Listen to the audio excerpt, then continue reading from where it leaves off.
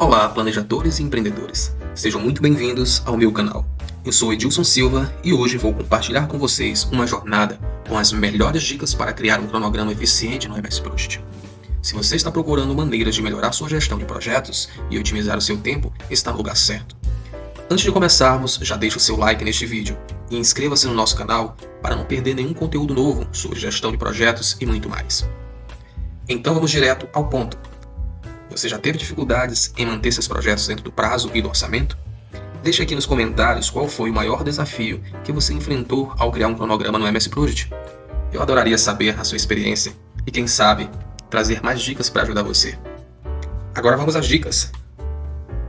E a primeira dica, pessoal, é: planeje minuciosamente antes de começar. O planejamento é a chave para um cronograma bem-sucedido. Invista tempo no início para definir claramente os objetivos, escopo, recursos e prazos. Um bom planejamento evita muitos problemas futuros e garante que você tenha uma base sólida para o sucesso do seu projeto. Agora vamos ver isso na prática dentro do MS Prost. Então no meu aqui eu coloquei uma senha, né? Vou digitar minha senha aqui. Ok, eu vou confirmar novamente. E pronto, ele vai estar abrindo aí o nosso cronograma. Show de bola. Mas qual vai ser a estrutura, né? Essa estrutura a estrutura desse cronograma. Sempre é interessante você fazer dessa forma, né?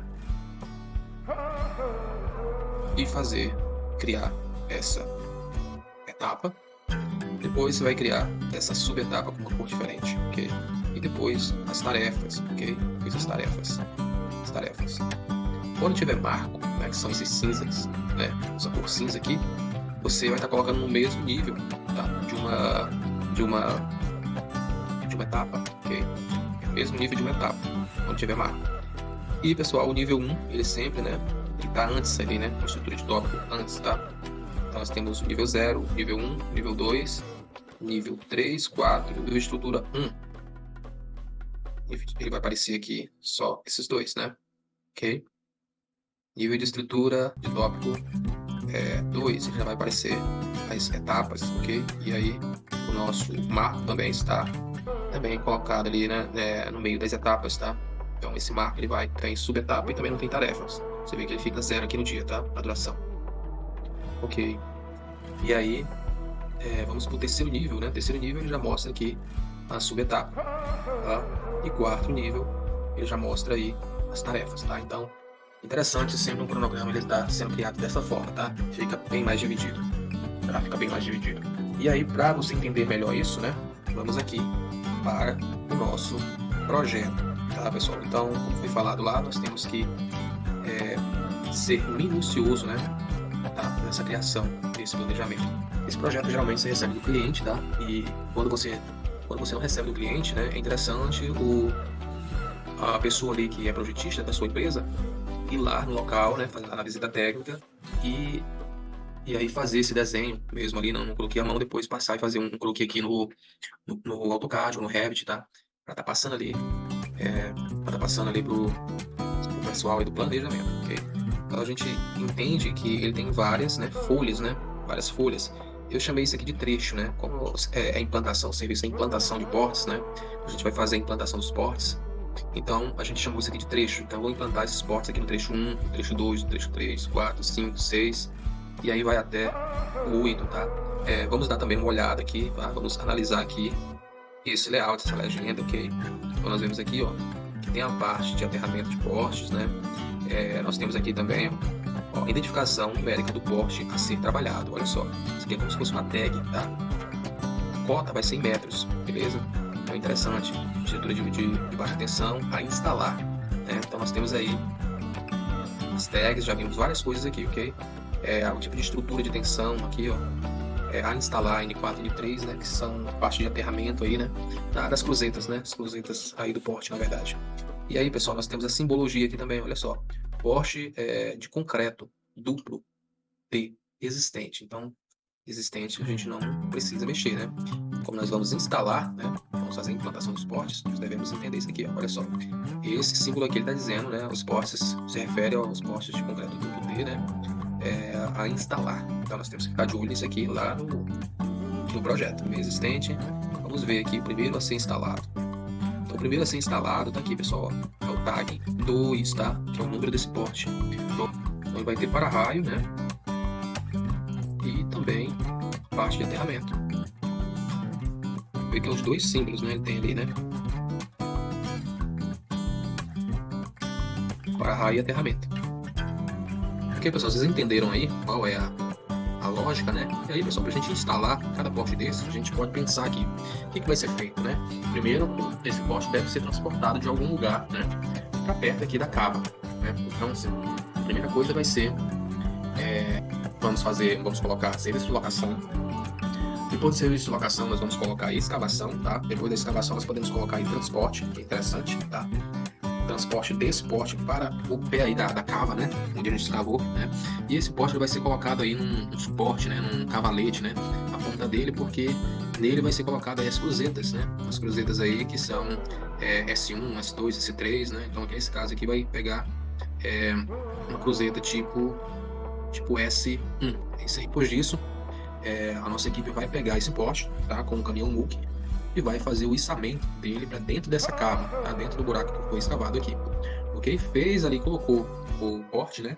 Depois disso, eles começam a colocar material, né? O mesmo material que eles escavaram, eles deixam aqui próximo, e aí pega o material, a escavadeira, aí coloca ali dentro da cava. Ok? Até ele ficar um pouco fixo, né? Depois que ele fica um pouco fixo, aí o nosso técnico, o fiscal ali, ele vai alinhar esse porte, tá? Com base no porte anterior aqui no da frente, tá? No existente. E aí ele vai fazer esse alinhamento ali com plumo, muitas pessoas fazem esse alinhamento com plumo, tá? Tanto parte da gaveta dele, né? Que fica pra cá, né? Ou então a lateral também, pegando o plumo daqui e vendo, verificando o alinhamento dele. Depois de feito esse alinhamento, tá? Aí a reta escavadeira vem e coloca um pouco mais de material, e aí vem uma compactação, né? Você pode usar um sapinho, tá? Um equipamento chamado sapinho, ou então compactar manual, né? Pessoal, depois disso, ele já fica no ponto aí de fazer concretagem. Então, logicamente que a equipe não vai, né, terminar de implantar esse porte aqui e já vai meter concreto aqui, não. Vai ser assim, eles fazem no torno de 16 porte ou 10 porte, e aí solicitam, né, concreto para um sábado, uma sexta-feira, um dia específico, para concretar todos ali que já ficaram ali alinhados. Ok? Espero que você tenha entendido aí essa explicação. E aí vamos lá para o nosso cronograma, né? E aí, pessoal, dentro do nosso cronograma, nós temos aqui, por exemplo, porte 2, né? Então, assim, trecho 1. Trecho 1, que é aquela folha 1 lá que eu mostrei para vocês, nós só temos o porte, nós temos uma unidade só. Eu coloquei trecho 1, traço, uma unidade, né, entre parênteses. E esse número aqui, pessoal, ele é automático, né? Já vem aqui no MS Post. Se você colocar, né, no caso aqui, gráfico de grande forma, aí você clica aqui, ó, número da estrutura de top. Se clicar, ele some aqui, ó, né, os números. Se você clicar novamente, marcar, ele aparece os números aqui. E aí, pessoal, é o seguinte, já foi definido aqui, né, a etapa, tá? Esse aqui, a etapa é o trecho, né? E a subetapa é o porte, tá? E aí, dentro da subetapa, nós temos o serviço que vai ser feito nesse porte, a implantação desse porte, né? Então, pessoal, nós colocamos aqui o porte 2, que o tag dele é 2. O que vai ser feito? A locação. Aqui nós colocamos diferente, porque esse projeto já foi feito, né? Nós estamos finalizando ele, mas assim, se hoje eu fosse fazer, eu faria da forma que eu te falei agora há pouco, né? Que quando a gente faz um cronograma, seguido 100%, algumas coisas mudam, né? Outras coisas são melhoradas. E uma das melhorias que eu poderia fazer, né? Se eu fosse fazer um projeto desse novamente, de implantação de porte, seria aquele que eu acabei de mostrar para vocês lá no projeto, né? Aquelas etapas lá que eu mostrei para você. Então nós mostramos aqui, nós colocamos apenas locação. Lá quando eu falei, nós, depois da locação, viria a parte de escavação. Depois da parte de escavação, viria a parte de montagem das cruzetas. Você vê que a montagem das cruzetas vindo antes e foi até desativada. Você pode desativar ou ativar. Bom, no caso aqui ela está desativada. Se eu clicar novamente no ativo, e sai aqui essa definição aqui que está dessa forma. Aí, pessoal, depois, né, da escavação viria a montagem de cruzeta, mas aí a gente tinha colocado antes, né, montagem de cruzeta, não tem problema, mas da próxima vez a gente melhora isso. Depois a gente tem a parte aí de içamento, tá? Esse içamento é o caminhão MUC fazendo o patolamento ali, né, no local, né? Se o local tiver regularizado, né?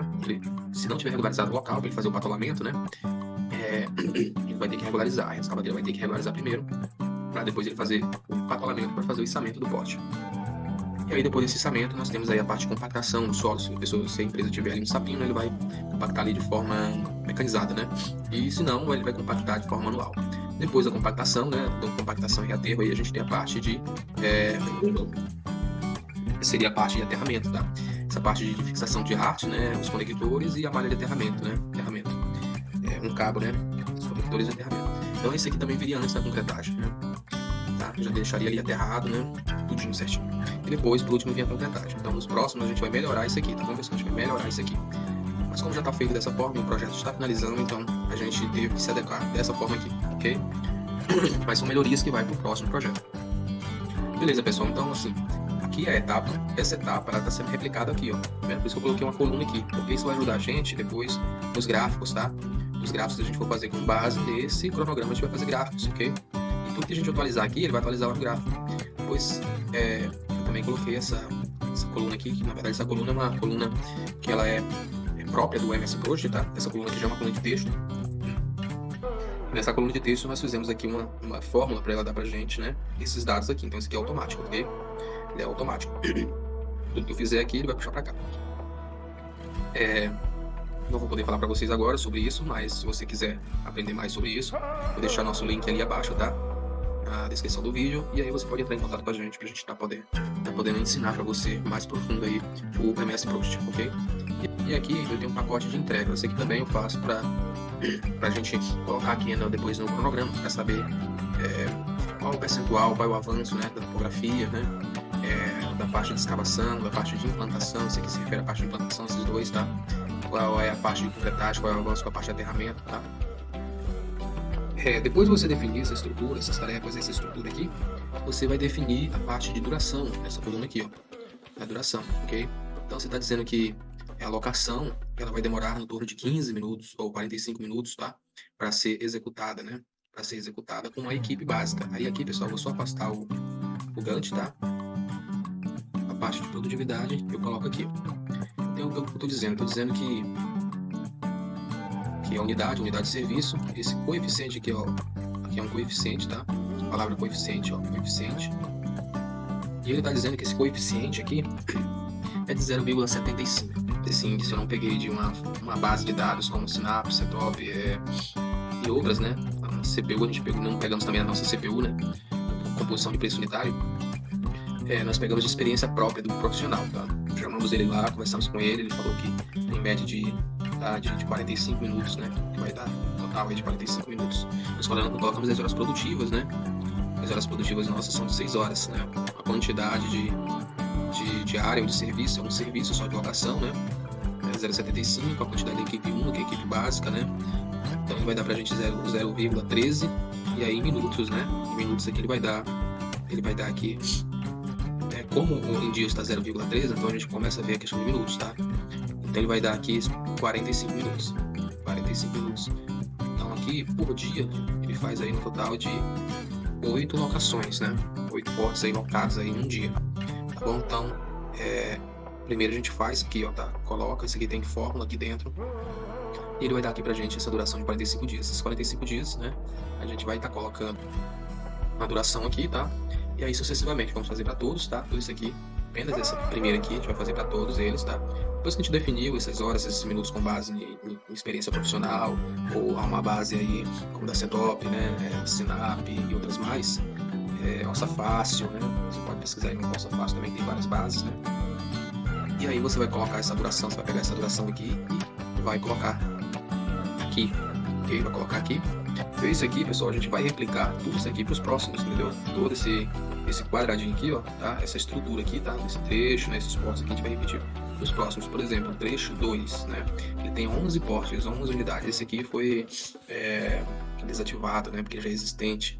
O 10, ele vai fazer, né? Que a gente viu lá no projeto. Então a gente vai colar lá e copiar aqui, entendeu? Então ele vai vir todos esses dados aqui e vai vir também a duração também aqui, tá? Vai vir a duração, inclusive também os índices também, ok? Os índices também, tá, pessoal?